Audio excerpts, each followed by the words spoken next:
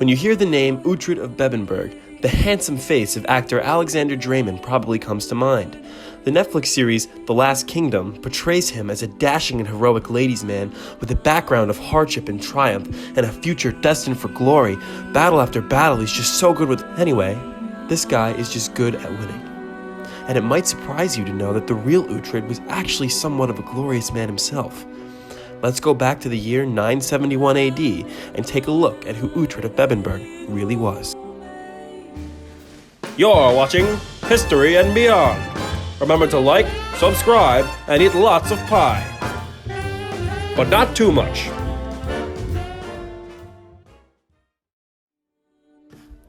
The year is 971 AD. A crying baby is baptized at the fortress of Bamborough, and the ealdorman Waltiof of Bernicia greets his son and heir, Uhtred. Not much is known about Uhtred's early life. History seems only to become interested 35 years later when Uhtred is forced to go to battle for his homeland and for England. With the south of England weakened due to constant Viking raids from the north, King Malcolm II of the Scots sensed a perfect opportunity to attack his southern neighbors. As he marched through Northumbria, there was not much resistance. Without help from England, the kingdoms of Northumbria were forced to, shall we say, take care of business on their own. And that is where our hero Uhtred comes into play.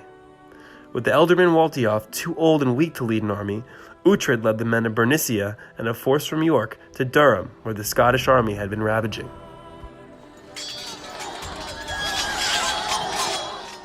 Uhtred had done it.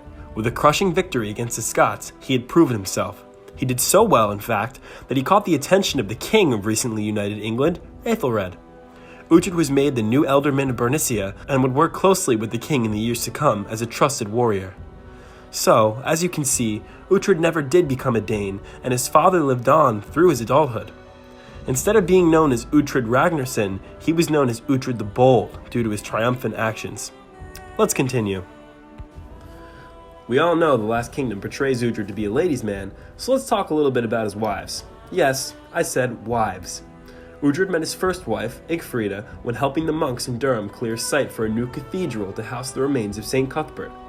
Ygfrida was the daughter of the founding bishop, known as Bishop Aldhun. This led him to gain multiple estates that once belonged to the church. Well played, Uhtred. Well played. Uhtred wouldn't stay with Ygfrida for long, however. After becoming ealdorman of York, courtesy of King Ethelred and his murder of the current ruler, Uhtred decided he was tired of Ygfrida and married Sigge, daughter of a wealthy citizen of York. The entirety of the north was now united under Uhtred and House Bamborough.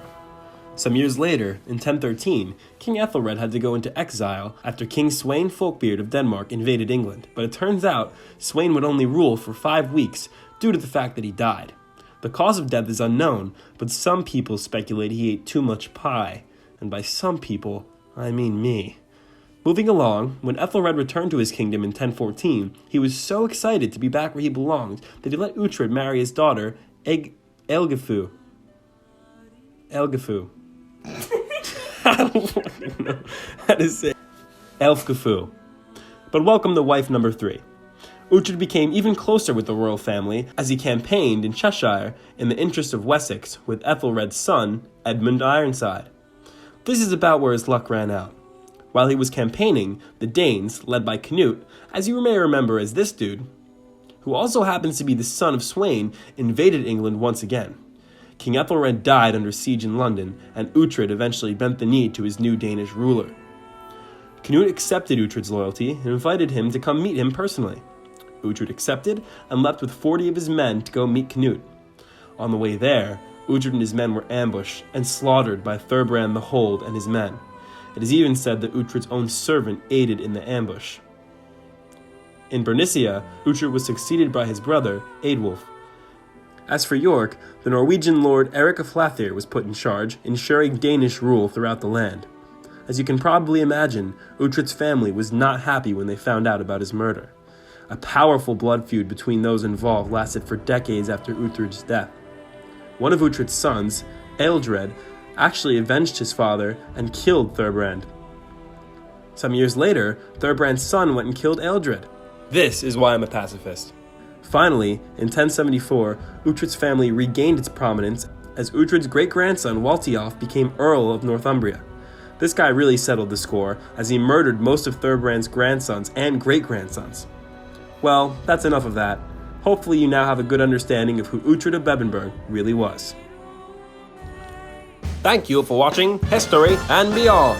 You see that fire? It's fueled by you. Make sure to like and subscribe. And make sure to tune in next week so you can learn more and more and more and more and more until you're so smart that you can take over the world.